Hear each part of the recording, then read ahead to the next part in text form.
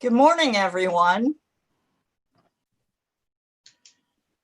My name is Erica Cheatham. I'm the Quality Director at the Robert C. Byrd Institute. I want to welcome you to our webinar, Remote Audits, the New Norm for Quality Audits. Let me go through the agenda first, and then we'll have some introductions.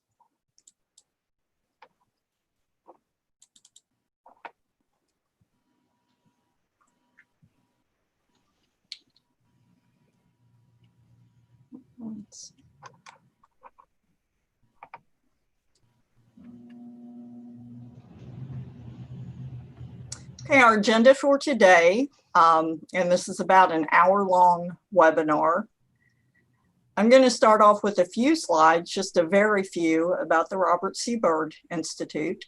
Then we're going to hear from Paul Jenks with QQuest International, and he's going to talk about remote auditing principles. Then we're going to go to Josh Reese, who is the quality manager with Industrial Bolting Technologies. And he's going to talk about his recent experience during a remote audit with his registrar. Then I'm going to talk briefly about remote internal audits and other uses for remote audits. And then we will take questions and answers. So you can go ahead and submit your questions throughout the webinar. That can be done through chat, or if you are on YouTube, you can dial into 240-WVMakes. At the end of the presentation, Carmen Archer, who is our Quality and Environmental Systems Specialist, will be moderating, and she will share your question, and one of our experts will answer. So with that, let's take a moment. Paul, go ahead and introduce yourself. So good morning. Although it's not evident from my accent, I have lived in South Carolina for 25 years. And apart from, in terms of my background, apart from providing training, consulting services, I've been a third-party auditor for just over 30 years. So the current standards I audit are ISO 9001, ISO 14001, ISO 45001, and IATF 16949. Okay, thank you, Paul. Josh, we'll go to you if you would like to tell us a little bit about yourself and share your experiences.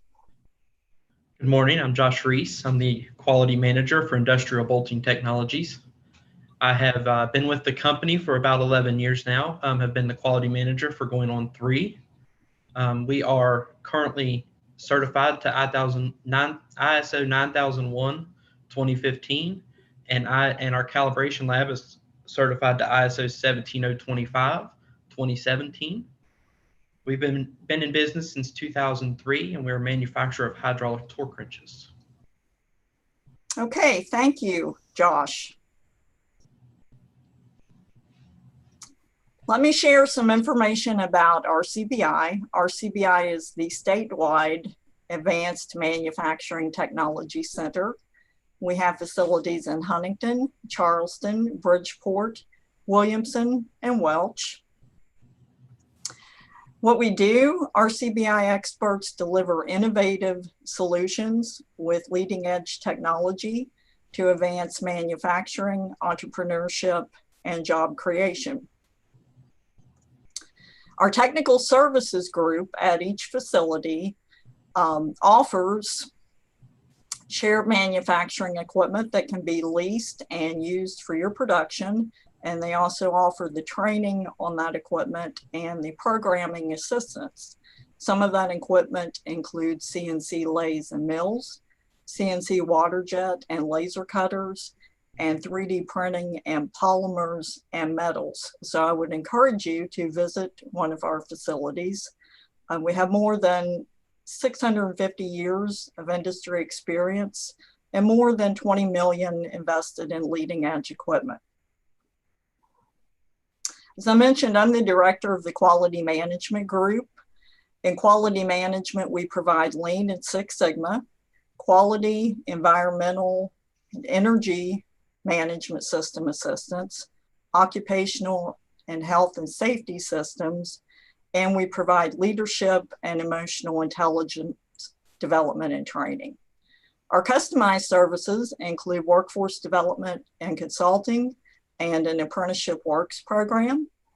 We also offer hub zone certification assistance, opportunity zones, business-to-business networking, and government contracting. And with that, I will turn it over to Paul. Okay.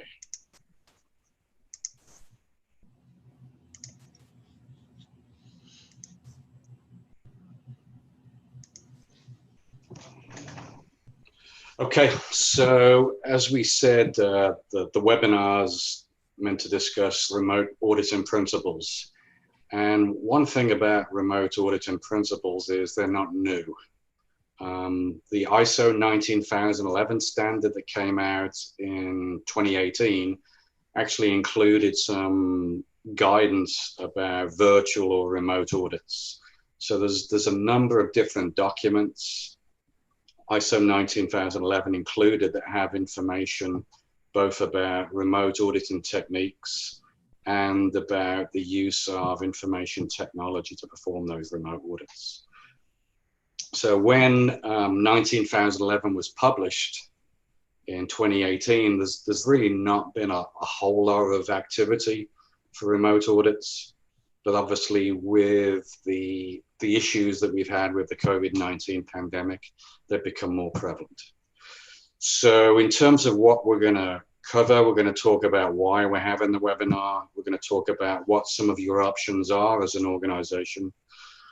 I'll give you some feedback about the registrars that I work for in terms of their process, but you have to understand that every registrar is a little bit different and depends particularly about which accreditation body they fall under. And then we can talk about how you should prepare for a remote audit event. So obviously why we're having the webinar, it's the disruption that's been caused by the COVID-19 pandemic. So since probably March through May, it's disrupted a whole number of audits. And those audits were obviously meant to be performed on site. So there's various different reasons why those audits have been delayed. Companies have been shut down. There may be travel restrictions in the state where the organization is. There may also be concerns by auditors who don't want to travel. So there's a number of different reasons why these audits have been delayed. So it's going to cause a crunch this year, and we were told last night in a training class, next year we can expect 2021 to be even worse. Not because they expect the pandemic to continue, but because of the large number of audits that are going to be pushed back and cross over into 2021. So in terms of ANAB, which is the American accreditation body, they have approved alternative processes, and they look for each registrar to come up with their own process of managing remote audits. So far, the only standards that the remote auditing approval applies to is 9001, ISO 14001, ISO 45001, and the medical device standard 13485. There are a small number of other schemes that the remote audit process will apply to, but it is fairly limited. So some of the standards or schemes where what we're going to discuss today will not apply to. So one of those specifically is IATF 16949 and the AS, the aerospace standard as well. Now, last night it wasn't last night, it was Wednesday night. We had training for one of the registrars that I work for on what's called the IATF 16949 monitoring process, which was recently revised to revision 3, and that was updated June 8th, 2020. So they're at pains in this document to say that the monitoring process they've developed is not a remote audit. It specifically states that. Although everything that was discussed on Wednesday night, it's a remote audit. But they're at pains to say that it is not. So we were told Wednesday night they fully expect a revision 4 by the end of June. So nobody quite knows yet what changes they're going to make. So what we're going to discuss is basically applicable to the ISO standards 9001, 14001, 45001, but does not apply to automotive or aerospace. So in terms of your options, so if you have an audit that's either been missed or got delayed, or you have an audit within the next 60 to 90 days, I highly recommend that you contact your registrar now or as soon as possible, because we're being told again that there's a shortage of auditors. In fact, the audit I did last week, I was only assigned to the audit the week before because the previous auditor assigned had shoulder surgery and did not want to travel due to COVID-19. So this wasn't a remote audit, it was actually an on-site audit. But registrars are facing a severe crunch of lack of auditors. And they had a lack of auditors last year without COVID-19, so it's made it even worse this year. So if you haven't spoken to your registrar, I highly suggest that you talk to them today. And you either talk about getting an on-site audit rescheduled with some of the extensions that are allowed, or you ask about your options with remote audits. So the 2 registrars that I work for have an approval process. And if a company applies for an on-site, a remote audit, they're looking for justification for that. I've heard of other registrars who are just approving remote audits without any justification whatsoever. So you contact them and say, can I have my audit remotely? And they say yes. The 2 registrars that I work for both have approval formats and they look for justification, either because you have a visitor restriction of some sort. So where I was 2 weeks ago, they would not allow more than 3 visitors on their facility. I happen to be one of them, but they had a limit on the number of visitors. Or the state that you're located in has some sort of travel restriction, or the auditor lives in a state that has travel restrictions, or you're not in production. So the 2 registrars that I work for are looking for applications and they're looking for justification for having a remote audit, and they have an approval process for doing it. So that's your options. Contact your registrar as soon as possible. So the registrars that I work for basically have 2 options for remote audits. So one of them is for recertification audits. So if your certificate is about to expire, they have a remote process where they will give you an extension on your current certificate. But what they would like to have is to have a special audit to take a look at various different records that you have related to your QMS effectiveness, and they will extend your certificate for a further 6 months. So a lot of people are calling that the Band-Aid audit, where it's just extending your certification for 6 months. It's extending the date of your certificate, which is very much in line with the IATF process. The other alternative is that you have a full remote audit, which is either a recertification audit or it's a surveillance audit, but it's 100% in terms of the number of audit days. Whereas the certificate extension is a limited number of audit time, and they're calling it a special audit. So just to talk about the special audits first. So basically, it's a monitoring process similar to what the IATF have approved, and it's meant to look at how effective has your QMS been since the previous audit.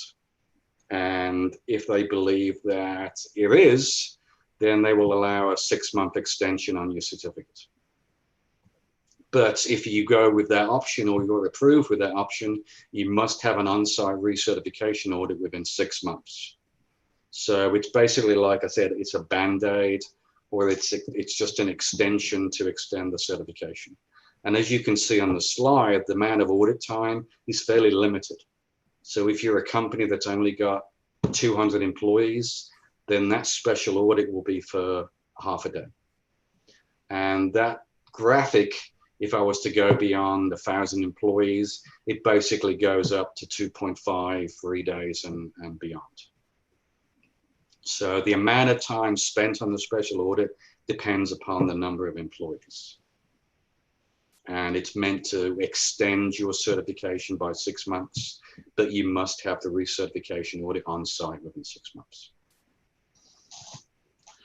The 100% remote audit is, as it says, it's a 100% audit. So if you were due for a recertification audit, or you were due for a surveillance audit, and your surveillance audit was meant to be for 5 days, then it will be a full 5-day audit remotely.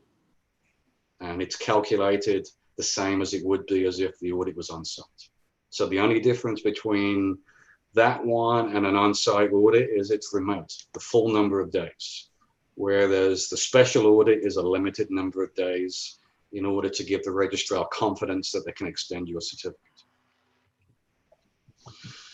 So the registrar process, as I said, it's going to vary from one registrar to another. So you'll have to talk specifically to your registrar and find out what their specific process is. So this is just meant to be a general process of how, as an example, the 2 registrars that I work for are addressing remote audits. So as I said early on, as soon as possible, if you haven't already, contact your registrar and look at your options. If you are comfortable with an on-site audit, then obviously get yourself rescheduled and make sure that there's an auditor available to do your on-site audit. If for whatever reason you're not comfortable for corporate reasons with visitors, or you are in a state that has restrictions, then discuss with the registrar the option of having a remote audit. So if it's agreed that you will have a remote audit, then wherever possible, the registrar will try and use the regularly scheduled auditor to perform that audit. Now, obviously, with standards such as IATF 16949, every 3 years, the auditor has to switch out. But with standards such as 9001, 14001, 45001, there is no requirement to switch auditors out. And we've heard of examples where the same auditor has gone back to audit a company to say 14001 for 6 or more years. So wherever possible, if it's a remote audit, they will use the same auditor. But that auditor has to meet some of the registrar requirements in terms of capability and eligibility. So one of the registrars that I work for, we've had to have multiple training classes for remote auditing. And as I said, on Wednesday, we had specific training for the IATF process. So that involves participating in the training classes remotely and taking a number of tests. Tests are always fun. So once the registrar has assigned an auditor and that auditor has met all of the eligibility requirements, then there'll be a discussion between yourselves and the auditor to agree on what platform is going to be used for the remote audit. So some of the examples include teleconferencing with audio, video where possible. And again, there may be certain restrictions that companies have in terms of the hardware they have, the software abilities they have, or just basically their IT capabilities. But obviously teleconferencing with audio is a must. They would prefer video as well. Any sort of web meetings or interactive web-based meeting apps, those are all considered to be acceptable techniques to be used. Obviously, and I just did this on Monday, we're going to be using Cisco WebEx on a remote audit in 2 weeks. So on Monday this week, we did a test of the platform just to make sure that it works. So they went to their conference room. I sat where I am now, and we just tested to make sure that everything worked. So hopefully in 2 weeks' time, it will work as well. So I think that's the 4th different app I've used now. I've used BlueJeans, Zoom, Microsoft Teams, and Cisco WebEx. And all of those platforms are all a little bit different. So once that agreement is made, then the registrar, the auditor, will develop an audit plan. And the direction we're getting now is that there's a specific format that we have to use for remote audits. So apart from the regular boxes that we have to check off, whether it's a research audit, a surveillance audit, a special audit, we're now having to check whether it's a remote audit.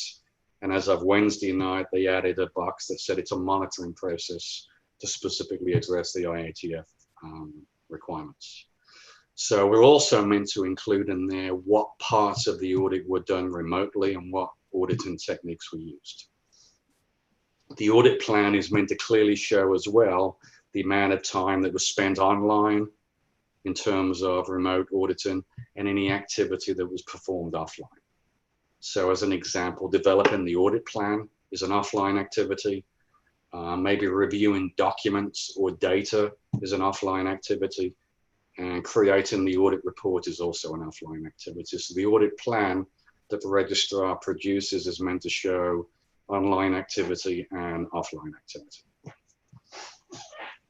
So what's the whole purpose of the audit process? So whether it's the special audits, which as we saw has a limited amount of time, or the regular full research or surveillance audits, it's looking for the auditor to collect evidence that the management system has been maintained.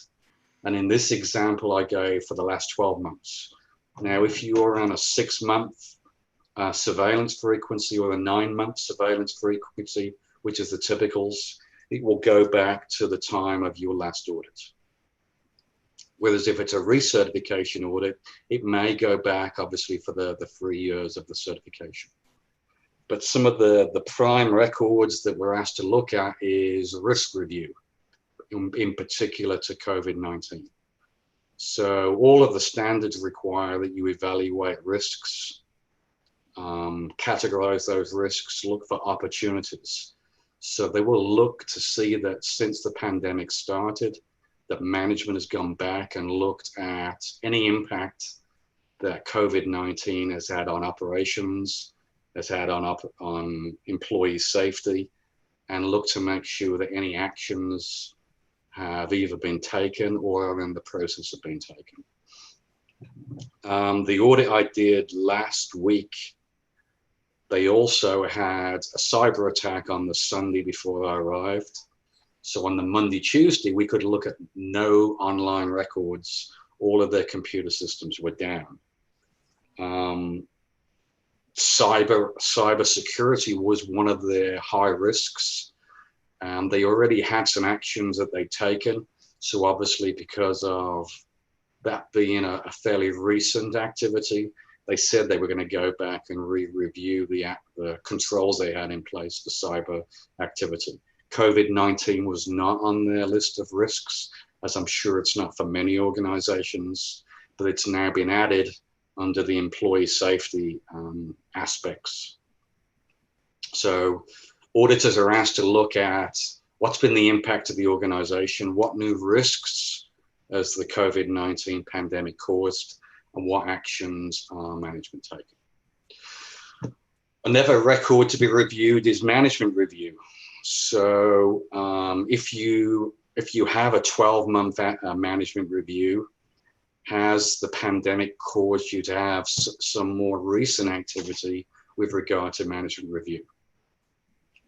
So an issue such as this that's so serious should have caused management to re-review some of the impacts on the organization, particularly if it's affected customers. So it's looking to see that management reviews have been performed as scheduled, and hopefully that there's been an increase in frequency of management reviews.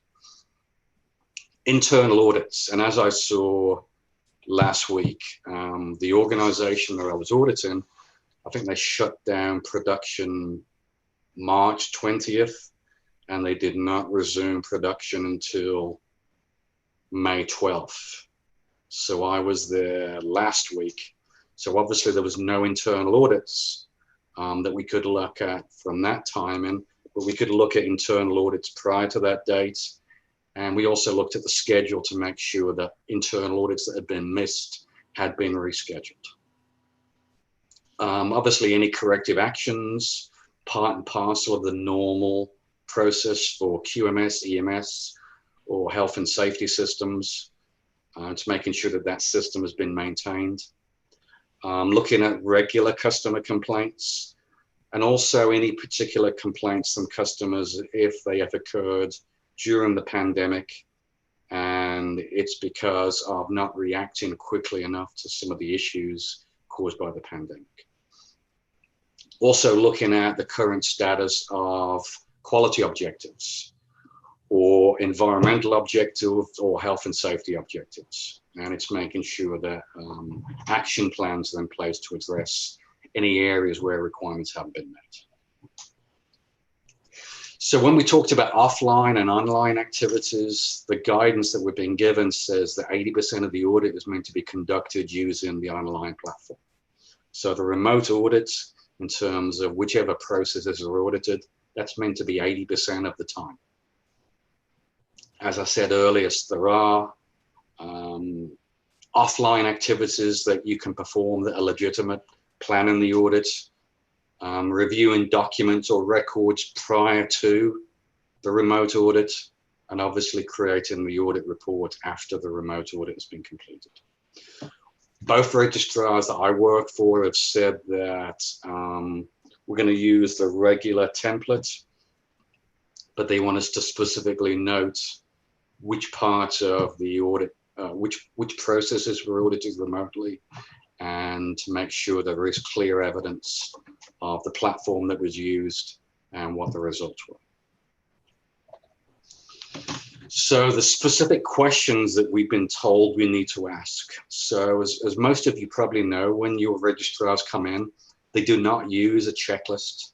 They don't have a checklist based on the standard. They don't have checklists based on your processes. So they will use the process approach to perform those audits, but we are being told to ask specific questions. And these questions are meant to be, or the answers to the questions or the evidence is meant to be included in the audit report. So one of the questions is, if you've been down, when do you expect to be back to full function? So the plant I was at last week, they had planned to be at 70% production. Didn't work out because of the cyber attack. So we were asking them, when do you expect to be back at 100% normality? And they found it difficult to give an answer because their sales have been affected by COVID-19. Another question is, are you able to ship products or perform services within your normal scope of certification? So has COVID-19 caused you to change the scope of activities that you perform?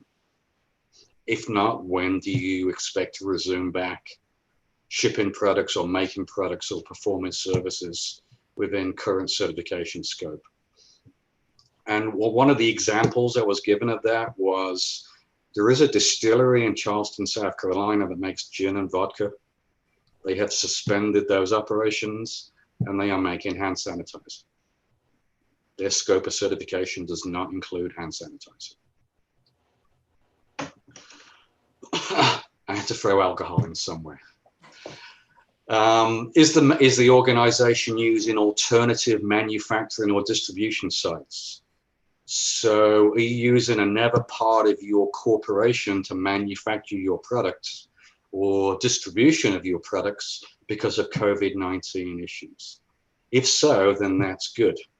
If they're certified by the same registrar, if they're not, then your registrar has to look at the certification by the other registrar.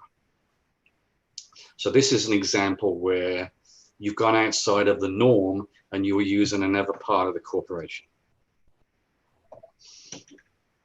Does your existing product or inventory meet customer specifications, or do you have to contact the customer for some sort of waiver or concession?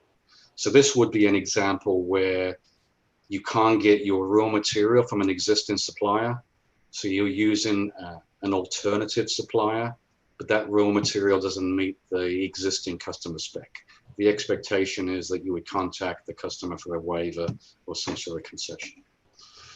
If the standard that you're certified to includes some sort of disaster recovery plan or an emergency response plan, such as 14,001 or 45,001, have you implemented that plan? Was it effective? If it wasn't effective, do you have action items in place to address the issues that you found?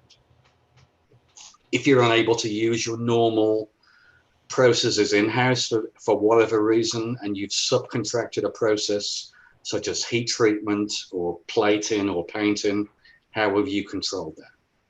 Which would be through your regular supplier evaluation, supplier approval process. The answer to how has your management system been impacted? I think everybody's been impacted, whether they haven't performed management reviews, haven't performed audits. So how has it been impacted, and how has management reacted to that?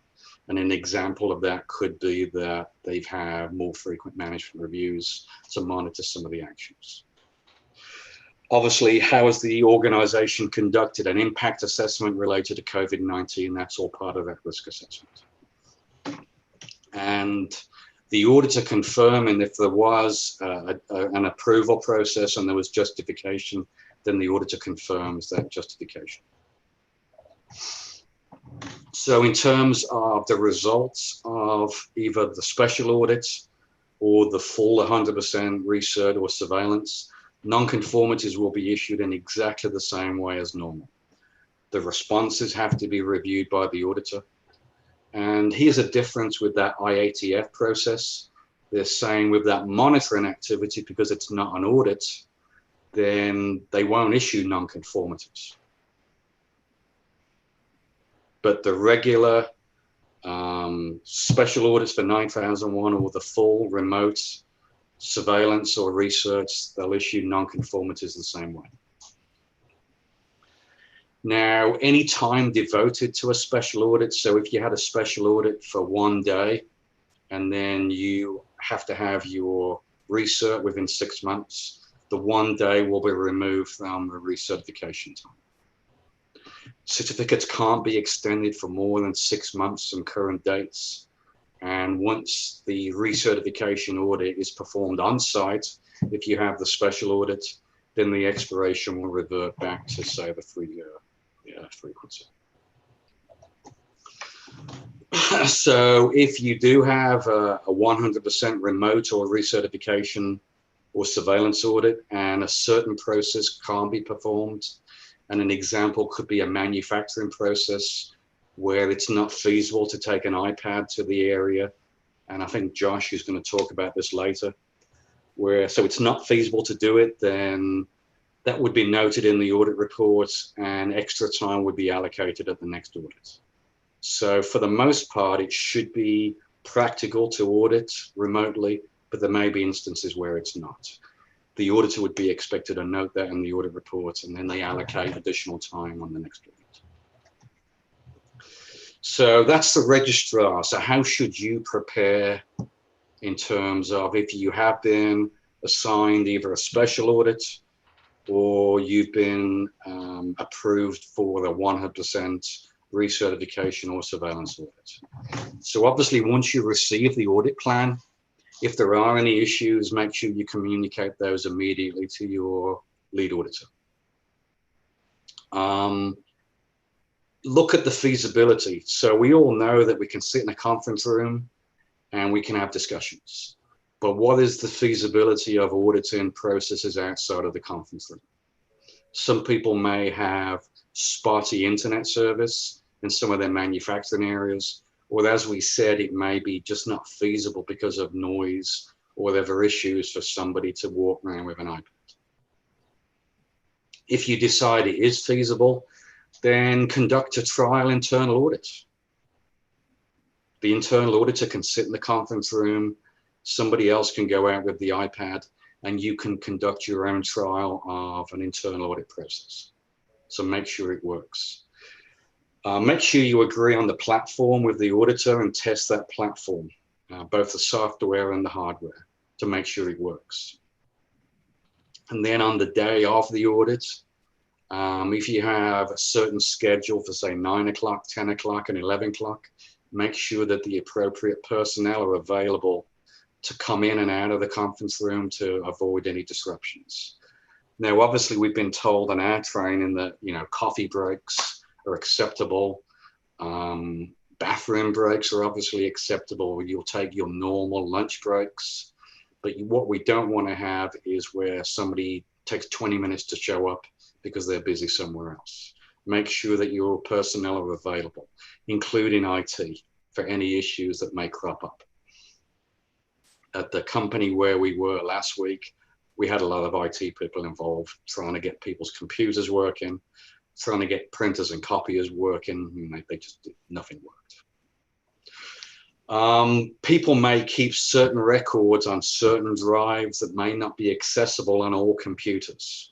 So make sure that all of those records are accessible from any computers that you have in the conference room that is going to be your main base to perform the remote audit.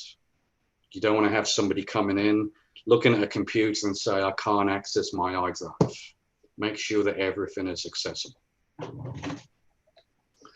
So obviously some of the important documents that you should have available and readily accessible. Obviously, any system documents to your QMS, EMS, or your OHS, SAS system, whether it be a manual, procedures, work instructions.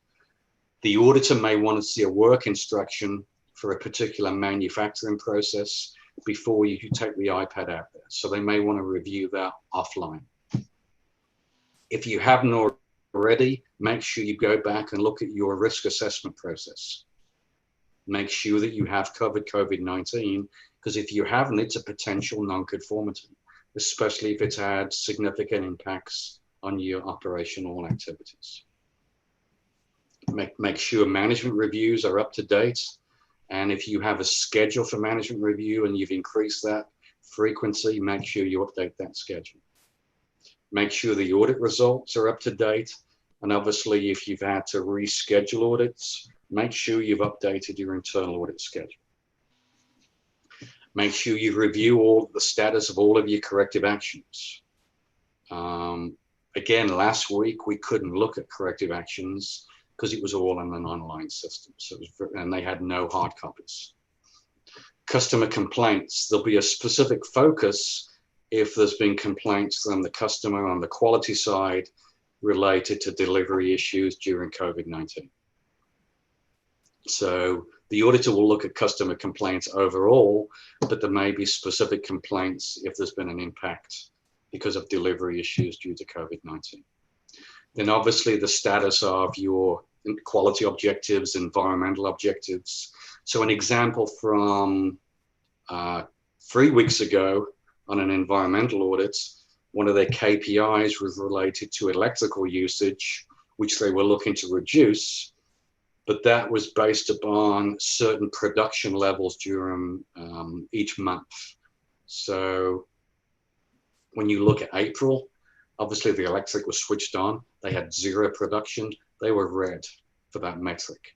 Now they get a sort of COVID get out of jail pass for that because they had 0 production.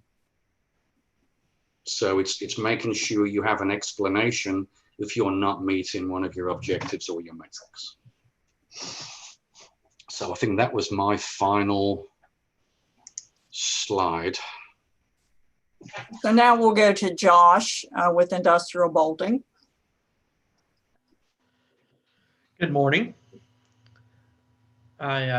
As before, my name is Josh Reese. I'm the quality manager with Industrial Bolting Technologies in Charleston, West Virginia. So we sell the Torsion X brand of hydraulic torque wrenches. We've been around since 2003. All of our tools are assembled and manufactured here in Charleston, West Virginia.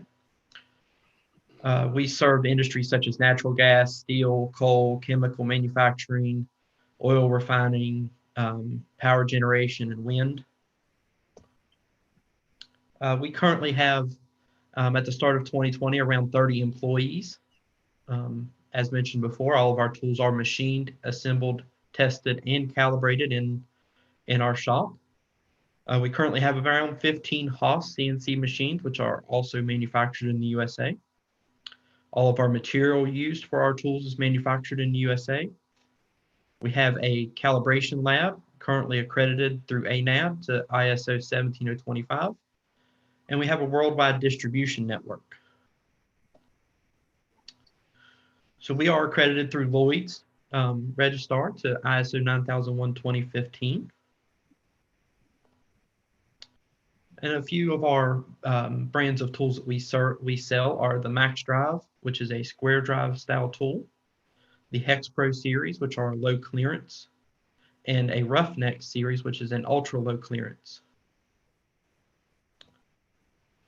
So for our most recent audit we had, it was conducted remotely through Lloyd's. So as far as pre-audit, we were able to do some planning with the registrar. They provided our plan as to what areas they were to look at. And this was a surveillance audit, so it wasn't a complete company-wide. But they were able, she was able to show me what areas she wanted to look at. So then with that, we were able to gather all the documentation she might need for that, such as policies, procedures, work instructions, records. And what I was able to do is to take all these documents and upload them into a sync folder, which I then shared with the auditor, so that she had all documentation available to her pre-audit. So she was able actually to start review of documents before our audit actually began, which helped speed things along a little bit come time for the audit. During that time, we also had several conversations with our auditor as to what platform she preferred. They decided on Microsoft Teams. And with our IT department, we were able to set up all of our cameras, laptops, everything into our conference room. We did a dry run internally to make sure everything was working. Then we also performed a pre-audit meeting with the auditor, where we joined into a meeting for 15-20 minutes just to do greetings, how are you, make sure everything was functioning. We could share screens, she could share screens, so that there was hopefully no hiccups during the meeting. During our remote audit, with our audit plan, it began as normal at 8 a.m. We had an opening meeting. We were able to bring all of our people into the conference room to have present for the auditor. We went through her presentation of what she would be looking at. We went through who everybody was, what areas they were doing. And during that time, we were able to discuss with her, and we actually rearranged the schedule a little bit so that it would make it easier as to who was in the meetings when. Being a smaller company, we had a lot of overlap of who does what. So we were able to keep it so that we weren't pulling people in and out multiple times throughout the day. As far as interviews are concerned, like I said, we tried to do that with everybody. We tried to lump all the manufacturing manager's stuff into one block so that he was only pulled away for an hour at a time or so, not multiple 15-minute intervals or whatever it may be. What we also was able to do is we did all the interviews up front in the conference room. We brought all of our documentation into there. We had remote access to all the computers on site and everything. And then after all that was said and done, we actually had to audit the warehouse and the manufacturing floor. So what we had done is we had set up an iPad on a separate Teams account and was able to keep the meeting going in the conference room by just turning off the camera, and was able to then connect the iPad out into the shop so that there was no interruptions with the auditor as to disconnecting, reconnecting, things like that. So once we did that, we were able to go shop to shop without having to worry about Wi-Fi drop or anything like that. We were able to show the warehouse. She was able to do random samples of inventory levels, lot numbering. She was able to witness production. She was able to ask questions to the operators. It did become a little noisy into the shop, but what we were able to do is to go witness the operation, pull back with the operator so she could ask questions, maybe go back up, show more witnessing of things. And then one of our big importances is during this entire process, we had our IT department in the meeting the entire day, so that any issues that may arise, they were able to quickly address. They were able to help with any connection problems, any sharing problems, and it went rather seamlessly. We were even able to bring in some of our consultants into the team's meeting as well, so that we could have some guidance on things and help as that was. That concludes my portion. If you have any questions, feel free to put them in the YouTube chat, and we will answer them shortly. Thank you.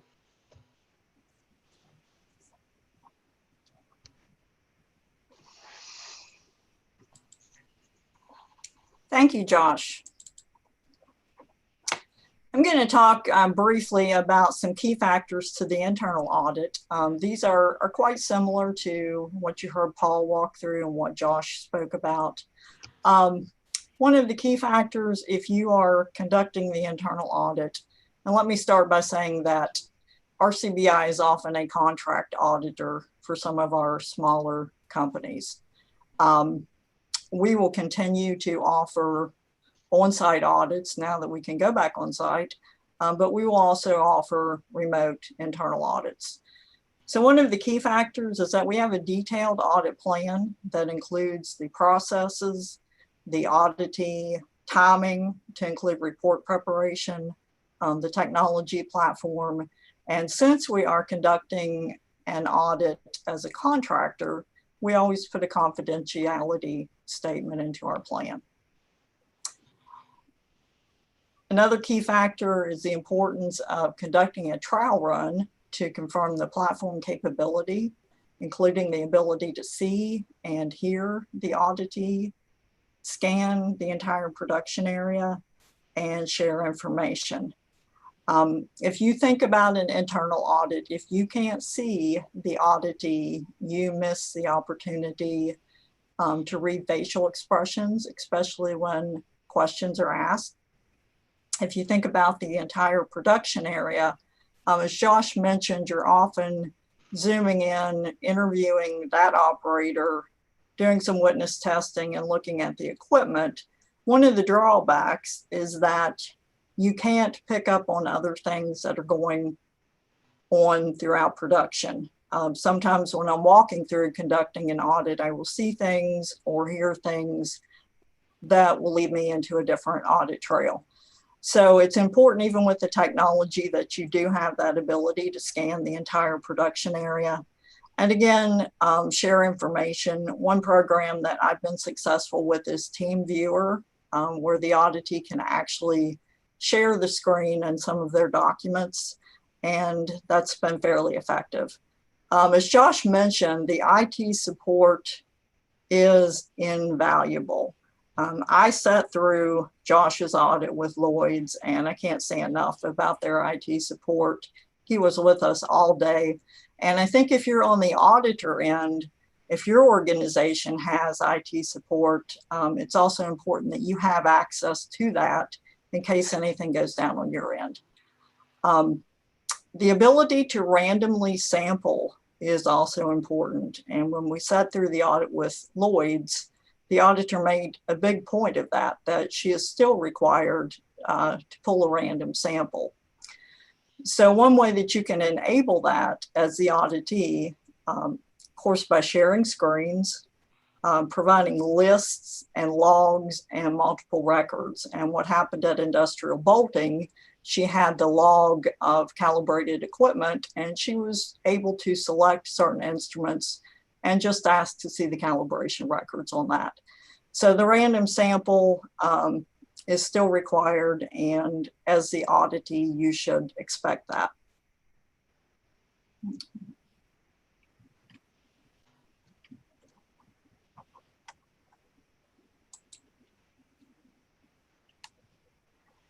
Okay, I'm going to talk briefly about remote audits beyond just your internal audits, which I mentioned. It can be a contracted audit.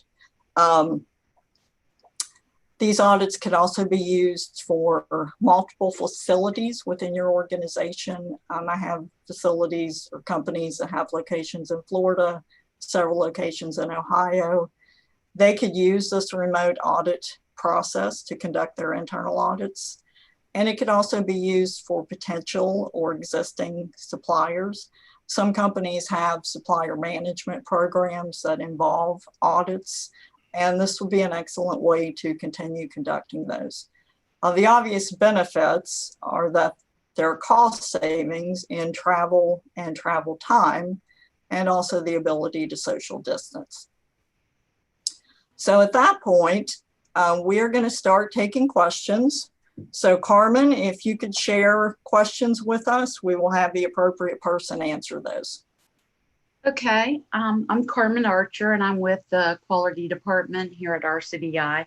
I do the quality and environmental specialist. There's a question for Paul. Because you sometimes may not always get the same auditor when you're doing your audits, do all auditors consider a remote audit thorough?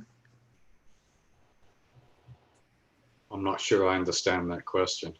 I think what they're asking, does all other auditors who don't do remote audits consider a remote audit thorough and complete?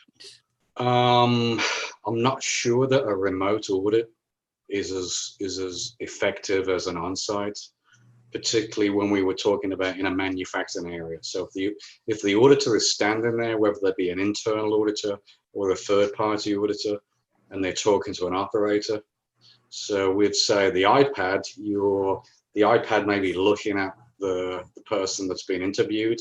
If you're there in real life, you have the ability to look around at different things, different documents that may be sitting on somebody's counter, some products that may be sitting on the floor.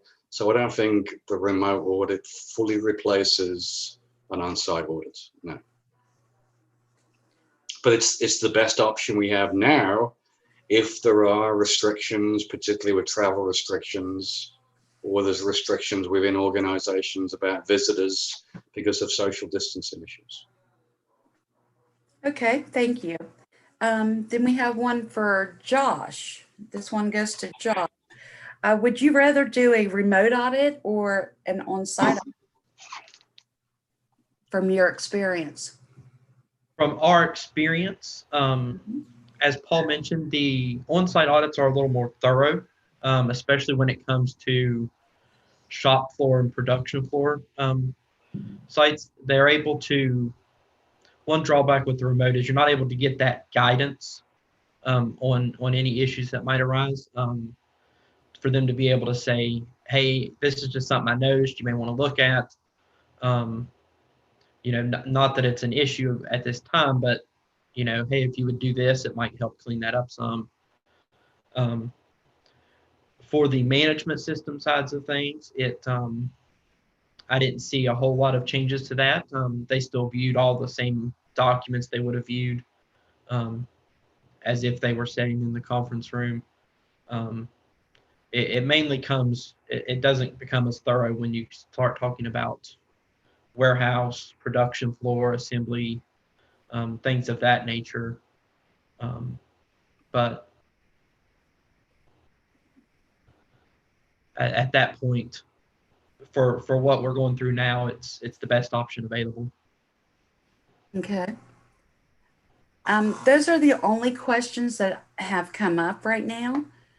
Does anybody else out there have any questions? If you do, type them in.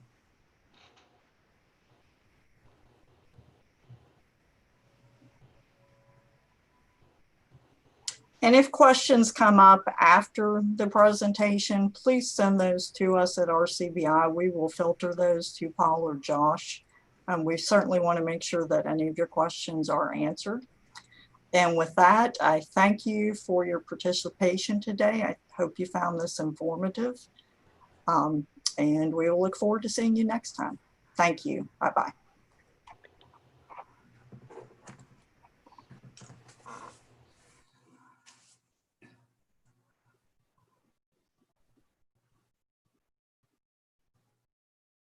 Carmen, you still there? I'm still here. So I know Erica's gone.